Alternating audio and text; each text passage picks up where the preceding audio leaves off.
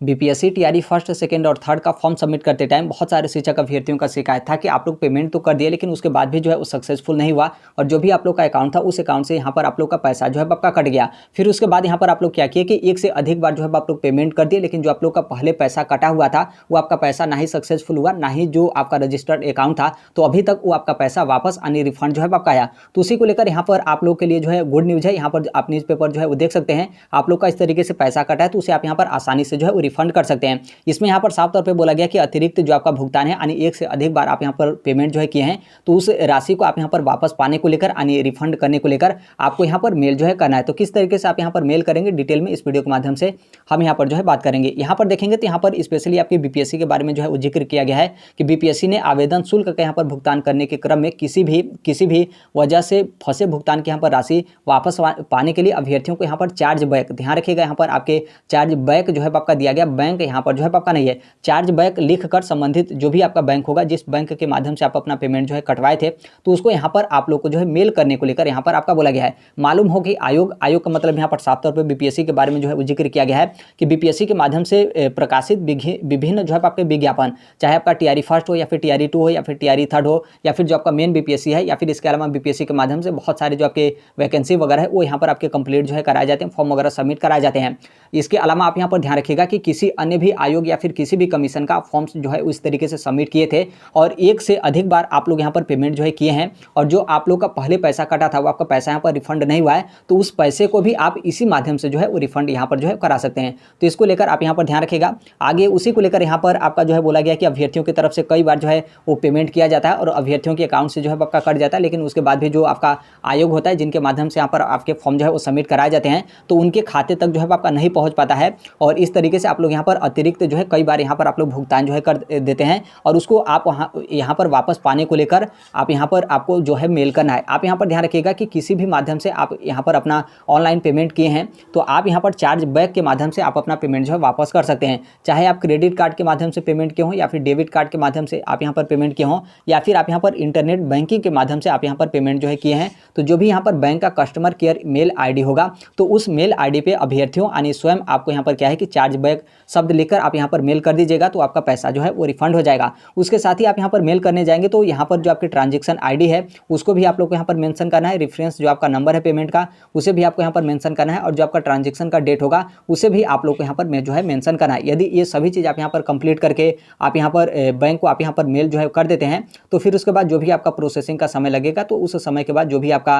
Registered account होगा जिससे आप लोग यहाँ पर पैसा कटा होगा तो उसमें यहाँ पर आपका पैसा जो है आपका रिफंड हो जाएगा। तो इस चीज़ को लेकर आप यहाँ पर ध्यान रखिएगा किस तरीके से आप यहाँ पर मेल करेंगे। आप यहाँ पर स्पष्ट रूप से जो है वो देख सकते हैं, ऊपर आपका यहाँ पर मेल ID जो है वो दिया रहेगा जिससे आपको यहाँ पर मेल करना है। अब यहाँ पर ध्यान रखिएगा कि यहाँ पर दो तरीके का आपका मेल ID जो है हो सकता है। यदि मान लीजिए आप लोग फॉर्म सबमिट करते टाइम जो आपने फॉर्म में मेल ID मेंशन किया था वो यदि वो आपके पास मेल ID है तो बिल्कुल बहुत अच्छी बात है। बाकी यदि मान लीजिए वो मेल ID आपके पास अवेलेबल नहीं है तो कोई दूसरा भी आप यहाँ पर मेल ID मेंशन कर सकते हैं, इसमें आपका कोई दिक्कत नहीं है क्योंकि जो आपका ट्रांजेक्शन का डिटेल होगा और उसी डिटेल के माध्यम से जिस अकाउंट से आप लोग का पैसा कटा होगा उसी में आप लोग का पैसा जो है वो रिफंड होगा। यहाँ पर जो आपका मेल है बस यहाँ पर जो आपका डिटेल वगैरह है वो यहाँ पर आपके सबमिट करने को लेकर यहाँ पर आपसे जो है मेल मांगा जाएगा। तो यहाँ पर यदि फॉर्म सबमिट करते टाइम जो आपका मेल होगा वो यदि है तो अच्छी बात है, बाकी नहीं है तो आप यहाँ पर कोई दूसरा मेल भी जो है यूज कर सकते हैं। यहाँ पर आप देखेंगे तो यहाँ पर जो आपका बैंक का जो आपका कस्टमर केयर का जो आपका मेल ID होगा उसके बारे में यहाँ पर आप लोग को जो है मेंशन करना है।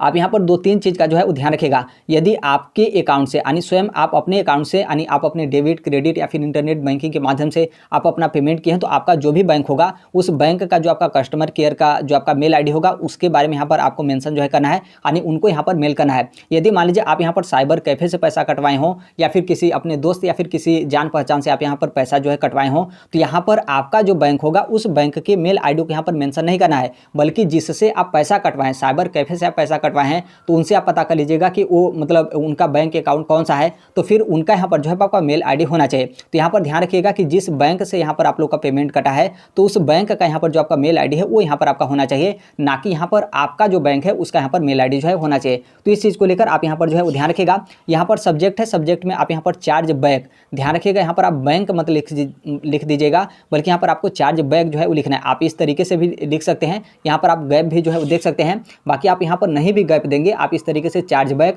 ऐसे भी आप यहाँ पर जो है उल्लेख देंगे तो भी यहाँ पर कोई दिक्कत नहीं है। बस यहाँ पर आपका चार्ज बैक जो है आपका लिखा होना चाहिए। फिर उसके बाद यहाँ पर क्या है कि नीचे आप अपना आपको यहाँ पर डिटेल जो है आप लोग को यहाँ पर जो है लिखना होता है, तो इसमें भी आप लिखिएगा। तो इस तरीके से आप यहाँ पर चार्ज बैक जो है लिख दीजिएगा। फिर उसके बाद यहाँ पर 3 डिटेल जो है आप लोग को सबमिट करना है। एक तो आपका ट्रांजेक्शन का जो आपका आईडी है वो, और उसके साथ यहाँ पर जो आपका पेमेंट जो आपका कटा है जिसका यहाँ पर आप लोग को रिफंड करवाना है तो उसका रेफरेंस नंबर, उसके साथ यहाँ पर जो आपका ट्रांजेक्शन का डेट होगा उस डेट को आप यहाँ पर जो है मेंशन कर दीजिएगा। बस इतना ही आपको यहाँ पर करना है। फिर उसके बाद आप यहाँ पर मेल जो है वो सबमिट कर दीजिएगा। फिर यहाँ पर कुछ समय के बाद जो भी यहाँ पर बैंक की तरफ से आपका प्रोसेसिंग का समय लगता है, या फिर जो भी उनके सॉफ्टवेयर या फिर जो भी उनके टेक्निकल टीम है बैंक वगैरह के, उनके माध्यम से जिस तरीके से यहाँ पर आपका समय लगता है, फिर निर्धारित समय के बाद जो भी आप लोग का रजिस्टर्ड अकाउंट होगा, जिस अकाउंट से आप लोग का पैसा कटा होगा, तो उसमें यहाँ पर जो आप लोग का पेमेंट है वो यहाँ पर आपका रिफंड जो है हो जाएगा। तो इस तरीके से आपको यहाँ पर पेमेंट जो है इस तरीके से कटा है, तो आप यहाँ पर अपना पेमेंट जो है वो रिफंड कर सकते हैं। हालांकि टीआरई फर्स्ट या फिर टीआरई 2 या फिर टीआरई 3 में हमने पेमेंट रिफंड करने को लेकर कई माध्यम जो है आप लोग को बताए थे, और उस टाइम पे बहुत सारे जो शिक्षक अभ्यर्थी थे वो अपना पेमेंट रिफंड भी जो है वो कर लिए थे, लेकिन उसके बाद भी बहुत सारे शिक्षकों का पेमेंट जो है आपका रिफंड नहीं हुआ था। तो आप इस तरीके से जो है अपनाएंगे तो इस तरीके से जो आपका पेमेंट है वो यहाँ पर आपका रिफंड हो जाएगा। चार्ज बैक यहाँ पर आपको जो है वो लिखना है, और उसके साथ ही यहाँ पर जो भी आपका जिस बैंक से आप यहाँ पर पैसा जो है कटवाए होंगे उसका जो यहाँ पर कस्टमर केयर का जो मेल आईडी होगा उस पर यहाँ पर आप लोग को जो है मेल करना है। मेल करते टाइम यहाँ पर जो आपका ट्रांजेक्शन आईडी होगा, रेफरेंस नंबर होगा, और यहाँ पर जो आपका ट्रांजेक्शन का डेट होगा उसको आप यहाँ पर उल्लेख यानी उसका डिटेल आपको यहाँ पर जो है वो देना है। इस तरीके से आप यहाँ पर करिए, आप लोग का पैसा जो है वो रिफंड हो जाएगा। कोई इसके संदर्भ में आपका डाउट या फिर कंफ्यूजन होगा तो कमेंट में जो है वो शेयर कर सकते हैं। अभी के लिए इतना ही अपडेट है, बाकी जैसे भी अन्य अपडेट या फिर इन्फॉर्मेशन होते हैं आप सभी लोग को पता है कि हम इस platform right to education India जो शेयर कर देते हैं। और अभी तक इस चैनल को सब्सक्राइब नहीं किए होंगे, सब्सक्राइब करते बेल आइकन को प्रेस जरूर कर लीजिएगा। मिलते हैं अगले नेक्स्ट वीडियो में, तब तक के लिए thank you, bye bye, take care, all the best. Thank you for listening, God bless all, thank you.